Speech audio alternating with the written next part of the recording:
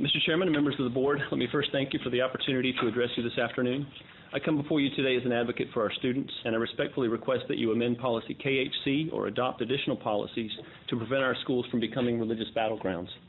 To accomplish this, the board need not discriminate against religious viewpoints. Rather, you can simply limit the distribution of materials from outside organizations which are unrelated to the public education of students. This will free up precious resources and leave religious education to the home and the family, where it is most surely welcome and effective.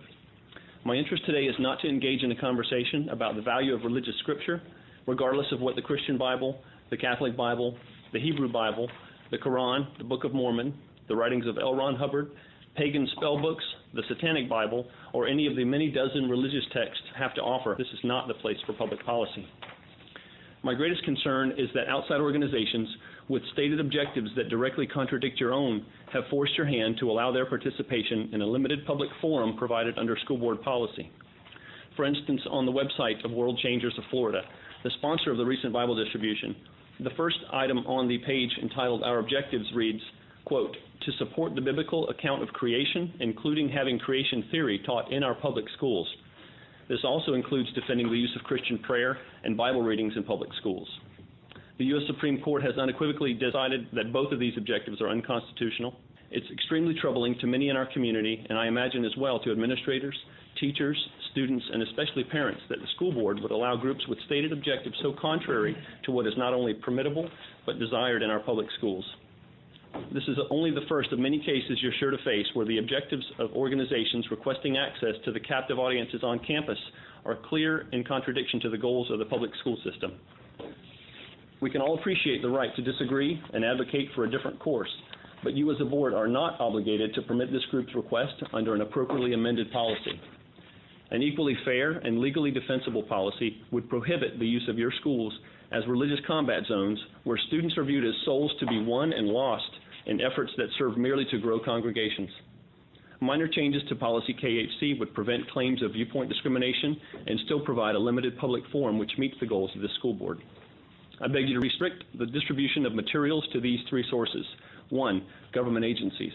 2, school support organizations created for the school's benefit, such as booster organizations in the PTA.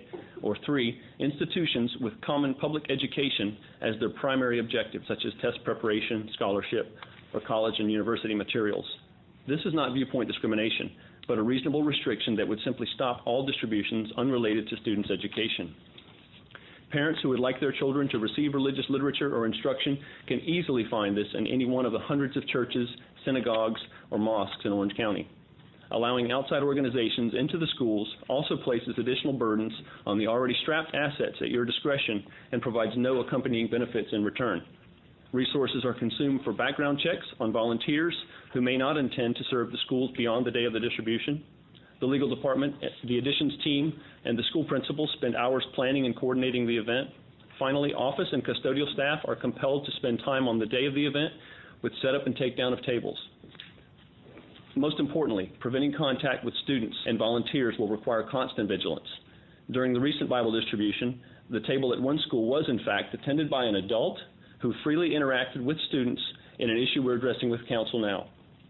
The significant effort required by the schools themselves just to ensure they do not appear to endorse the distribution seems wasteful and problematic. Not to mention the fact that opening our campuses to strangers at a time when this very board is rightly discussing how to keep campuses more secure seems strange. Allowing any organization to distribute materials, even passively, will result in the consumption of resources better used to provide education to our children to learn and not subject them to religious indoctrination.